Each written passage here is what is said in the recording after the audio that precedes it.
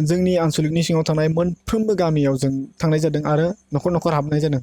आरो बेवहाय जों ओरैबायदि दुखुनांथाव आरो जायखौ जोंनि बर' हारिनिफ्राय दिनैसिम सोखानो हायै बेराम बेखौ जों नुबोबाय आरो बेनि गेजेरावनो जों मोजां मोजां न'खरबो जों लोगो मोनबोदों जायनि न'खरा गावनि गथ'खौ ओरैबायदि जोथोन लायो गावनि गथ'खौ मोजां फरायहोनो थाखाय ओंखामखौनो हरनि 10ता 11तायाव संनानै गथ'नो जाहोयो आरो सोरबा ओरैबायदि दं गथ'आहाय गावनि बिमा बिफाखौ जाग्रो होनानै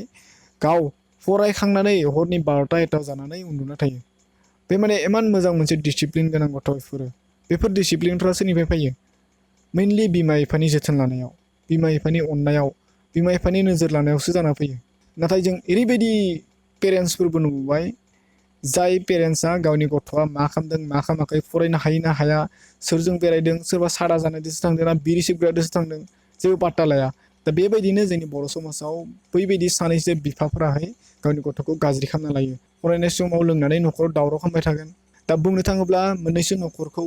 जोंनि हिनजाव माहारियासो हमथाना लाखिदों हिनजाव माहारियासो खामानि मावनानै फैसा खामायनानै गावनि हौवाखौ उल्था जाहोनायखौ जों नुनो मोनदों दा बेयो माने एसां लाजिनांथाव बाथ्रा सासे हौवा मानसि जानानै गावनि हिनजावनि कामाय जानाय बेबायदि न'खरनि गथ'फ्रा माबायदि मोजां जानो हागोन जेराव गावनि बिफायानो न'खरनि आबहावाखौ गाज्रि खालामना लाखियो दा बेबायदिब्ला गथ'फ्रा माबायदि मोजां आखल आखु सोलोंगोन माबायदि मोजां सोलोंथाइ लानानै मोजां मानसि जागोन दा बेबायदिनो जुदि न'खराव जुदि सोलिबाय थायोबा बै गथ'आबोथ' बेबायदि बिफानिफ्रायनो सोलोंसिगोन दा बै गथ'आबोथ' बिफानि महर लासिगोन उनाव अब्ला बेबायदिबा माबोरै जोंनि समाजा जौगागोन जोंनि न'खरफोरा माबायदि सोलोंथाइ गोनां जागोन बे माने जोबोद दुखुनांथाव बाथ्रा आरो